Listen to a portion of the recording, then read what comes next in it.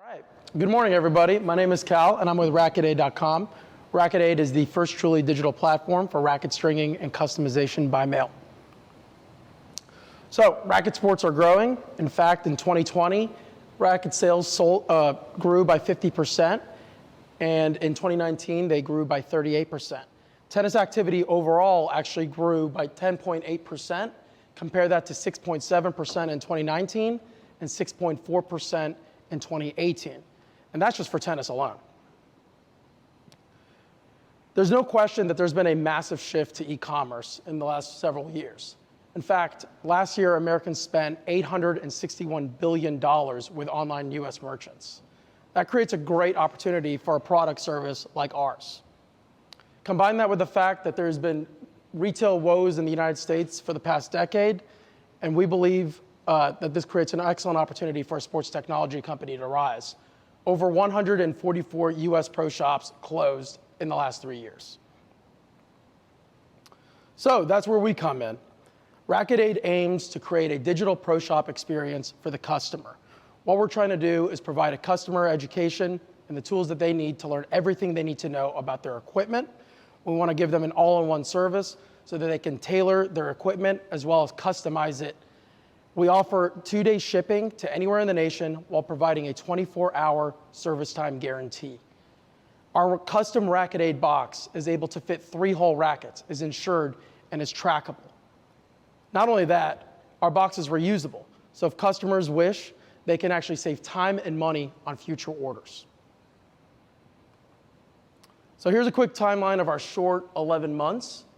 I actually want to highlight a couple things that I'm really excited about. So we found that this business model could actually be replicated for 3 additional sports fairly quickly.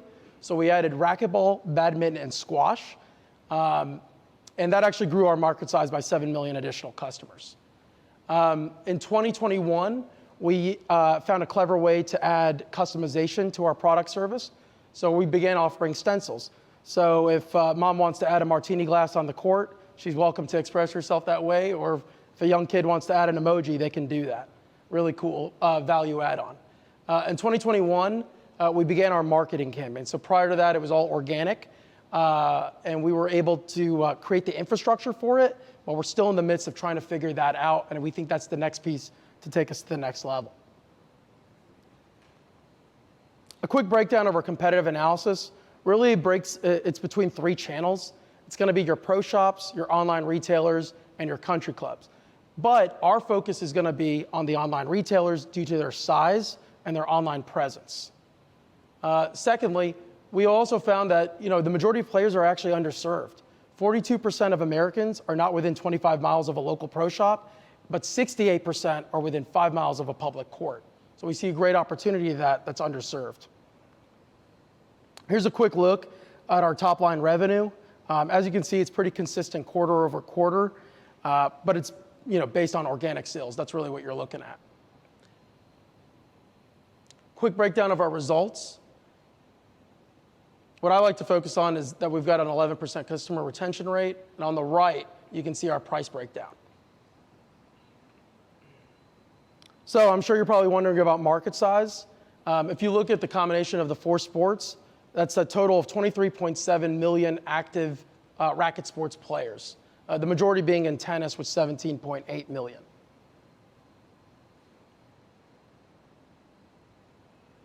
So this is our team. It's a 4-man team with diverse backgrounds to meet our needs.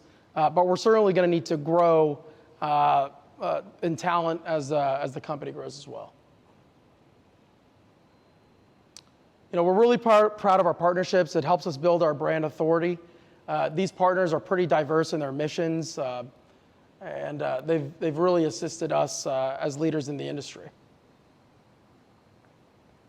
So while you kind of glance at some of these numbers and results, I really want to focus on data collection. Like I said earlier, we view ourselves as a sports technology company, and the data that we've been able to acquire, we think brings tremendous value to the industry. So our long-term objective, what's going to take us from lemonade stand on the internet to a real viable company? Well, we believe we need to win 51% of our direct-to-consumer searches within 2 years. As we grow our sales, which will come from these searches and our marketing campaign. We're going to need to scale up and be able to have the stringing network that we need to grow. And of course, we need to advance our website operations. That means better applications, customer service, website optimization. These are all going to be key to really uprooting the business. So really the ask, even though this is just a practice round, is for $100,000, we think that's going to take us where we need to be. It's going to assist us in paving the way for our marketing and advertisement campaign, as well as getting the necessary talent that we need to meet demand. Why now matters? Well, we think proof of concept has been established. Our business model cash flow is positive. Our margins are great. We're the first and only company that does this. So with the decline of retail and the boom of e-commerce, what better time to join? Thank you, and I'll open up the floor to questions. Thank you, everyone. Way to go. Good job. Very flexible, ready to respond when you got put on the spot. Yeah, that was my first one, too. Yeah, exactly. You did great. You did fantastic. First pitch. So I play tennis 100 times a year, right? Just started a few years ago. Really love the game, and I'm glad to see that you're kind of catering to that industry. I want to ask you a question. There's a data point in your slide presentation that says you have 11% customer retention. Yes. Right? Could you define that a little more fully? Could you talk through what does that mean? Yeah, so that's only been based on the 237 orders that we have currently, and 11% of those customers are actually repeat customer.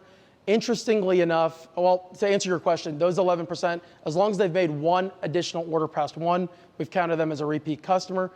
Secondly, one interesting thing that we found about our service is when we get a repeat customer, the average order size actually increases. Because what we're finding is, because we're 11 months, people will be like, okay, well, let's try out the service. They try it out, they send one. They get it back and they're impressed and they're like, okay, well, let me send my partner, my son, my daughter's racket, so the order size increases. Mm-hmm. So when I saw that statistic, the way that I interpreted it, and I may have interpreted it incorrectly, was that 89% of the people aren't coming back, right? And like, is that, like, can you help me understand, of all the people who come in, right, how many of them return to use the service again? Do you know? Yeah, that's a great question. I mean, so I probably should have had that. I would say it's 11% as repeat customers, but also this is an important fact to keep in mind for how our service works. For most tennis players, right, exactly. For most tennis players, the sport is seasonal, and secondly, the amount of times that you restring your racket are based on the amount of times that you play per week. So the typical rule of thumb is if you play once per week, you're going to restring your racket once per year. If you play 5 times per week, you're going to restring your racket 5 times per year. So that may give a better gauge, but I'll be able to actually get that answer. So I think my main question is this, right? This seems like a novel idea, right? And it's good that you have some customers. It's good that you have some revenue, right? Who loves this? Who are the customers that just totally love and need this service? Do you know who those people are? Yes, we do. Okay, who are they? So what we found is they're actually not the advanced or the pro players. And this was our philosophy from the beginning, is it's going to be more of the leisurely player, the family that just has 2 rackets that are sitting in their garage that don't have any use, and they want to play leisurely, but they don't really know much about it. They're the ones that are finding the most gain from this service. They want to bring their racket out, bring it to life. They're the ones that are really enjoying it, and Racket Aid is helping them get to that next level in their hobby for the sport. So it's mostly leisurely players. Are there enough of those people to make a business out of this? We believe so, and that's really the gamble. Okay, good. Yeah, so great job. I've got a bunch of questions too. So give me a sense, so if I'm this person, I am one of these people that has multiple rackets in my garage, right? And like, oh, let's pull them out. How does sending it away to you compare versus just going down to, say, Dick's and buying a new racket? Like, for someone who plays a couple times a year. No, that's an excellent question, and that's the main way that we've tried to define the quality of our product service and why we call ourselves a digital pro shop.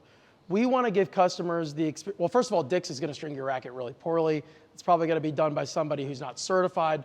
All of our stringers are certified to do it accordingly, and we guarantee that we're going to meet your specifications. Secondly, we add tremendous value add-on. We're giving customers an overgrip and dampener with every service. We're giving them premium string choice. We're allowing them to customize their racket with stencils. So we're really trying to give an all-inclusive service and an all-in one-stop shop if you're going to take the time to send your racket for us to completely renovate it. Because that does, I think along Chris's line, it feels a little niche of the like, I'm not a pro, I'm not an expert. I have a pro shop for that. I'm not a 4-time-a-year person who could care. I don't even know what I need from a stringing perspective. As long as it's not broken, I can play. Like it does feel like a small. So one thing when you're defining your market is, so you talked about the number of players, but one thing you want to do is translate that to dollars for me, right? So these are the number of players, but these are the number of players we're targeting. This is the average times a year they get restrung. This is our average cost for restringing equals my annual opportunity, right? So help me, as a VC, I want to get a sense of how much of the market I need to own in order to get to a size that I love. Could you go back? Yeah, I think you had a table that said the average order There was size. an AOV. Yeah. It was like 50 something, I believe. Yeah, just the average order $51 or size? something. Yeah, There you go. right. $60. Yep. Right. Yeah. And I agree on the retention rate. I think the idea of saying repeat customers is feels Right. a lot better to me. Like, hey, 11% are Right. already repeat customers as opposed to a retention rate. Right. Is a big one. The other question that I had, one thing too is like, if you have a UX, if you can show me a little bit of the product, so walk me through, I scan this or I go on and this is how I navigate through. Yeah. Maybe you have some proprietary way of helping me understand a way to string it or some customer experience. I'd love to like see the product just a little bit. Yeah. That's in there. I've actually got it over, I've got the physical product over next to my computer, but maybe I could show it if that's sure. okay. Yeah. Yeah. I can walk through the Great. experience. Sure, I'll help you out. Is Yeah, thank you. yeah, you got it. Right, so basically it all starts with the website where customers will just go and place the order. I mean, they'll learn about what they're gonna get. And once they place the order, we send them this custom Racket Aid box. So this box is super durable. It can hold up to 3 rackets and it's insured and trackable. Once they get it inside of the box, they're actually gonna find the following. They're gonna get their prepaid shipping label. They're going to get their shipping instructions. And then lastly, they're going to get the customer fillable worksheet. I'll get to why it's not digital in a second. But basically, they're going to have their options for specifications. They're going to have a QR code to learn about their options as well. Once they're complete, they put it back in the box. It's sent to our fulfillment center, or we string it within 24 hours. Hey, Cal, I want to talk about the fundraise that you're doing, right? Yeah. It's my opinion that you've got a good early start on something that has potential. And I think if you go to most professional investors, they're going to view you as too early, right? And I don't know if you'd share that perspective, right? But I think I think if you got a meeting with the top 100 VCs, within 500 miles, you might be disappointed in the outcome. Yeah. Because you're just so early. And I think going to raise the money, especially the amount of money that you're looking to raise, I would really advocate to you that you look for an angel who loves tennis, right? And because here's the deal: if you go on AngelList, I don't even know if AngelList is still a thing, right? But it was. But if you found somebody who was passionate and really interested in tennis and could really get behind the spirit of the product, that's going to be the place where I think you're going to find the most traction in finding someone who will provide you with the capital to take this to the next level, right? And so I could be an example. I am specifically not in this case, but I think I would really advocate that to you. And I have an additional question. Did you want to say something about that, about what I just said? Well, one thing I would say is maybe if that person was a tennis pro at one of the major complexes here, only because from a distribution perspective, if they're an investor, all of a sudden they're going to tell everyone that plays there, and that'll be a customer acquisition That's the other thing. strategy. I think that your direct approach is good and interesting, right? But there's a man in Charlotte, North Carolina, who's a good friend of mine. His name is David Yett, okay? And David knows 500 people who could be your customer, right? And if David told me, hey man, use this thing to get your racket strung, I would, right? I just would. And I don't know how many Davids there are in America. I got to guess there's a couple thousand, right? Is there any way to incorporate a pro at a club into what you're doing as a partner, as a distributor, somehow for him to participate, or him or her? That's a great question. So one of our partners, let me go to that slide, is actually tennisspin.com. He's a professional tennis coach in San Francisco. He also owns a pro shop. He has seen four pro shops in San Francisco close just this year alone. So as a result, he's bombarded. When you say pro shops are closing, yeah. As a prospective investor, I don't view that as a sign of opportunity. You don't? No, I interpret that as this market's not great, right? I don't know if you view it that way, but it's like I don't hear, hey man, I hear a shrinking market. Really? Okay. Yes. I guess Depends. that's why. I'd say it depends. I think if you were to tell me the number, I think when you coupled it with the number of people playing is Right. going Yeah. up, and the Yeah. physical Emphasize mom and that. pops Yeah. are shrinking. Tennis grew faster than any other sport in America during the pandemic. Right, and that's Right. true. Yeah, right. But it is true. That's true. Yeah, Yeah. right. And one last thing, Sure. sorry, let me just get it. So you had a team slide. So Yeah. the two things that I noticed just really quick that there was a professional, right? Like Yeah. the thing, when you're talking about team at this stage, that's 99% of what matters of why I'm gonna write a check if I'm an angel. Talk more about the team and specifically relate to me what your tennis and or e-commerce experience, because I'd like to know that you have some sort of passion or experience in this particular niche. Got it. Yeah. Thanks. It's good. You did a great job. Yeah. Well, appreciate it. Thanks. Yeah, good job. Awesome. Good.